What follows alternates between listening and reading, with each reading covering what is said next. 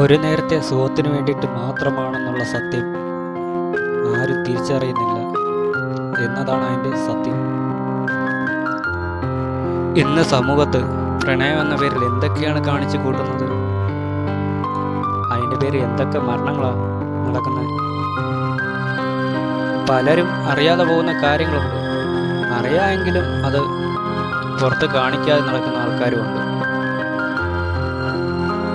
പലരും കാമത്തിനു വേണ്ടി മാത്രമാണ് പ്രണയമെന്ന പേരിൽ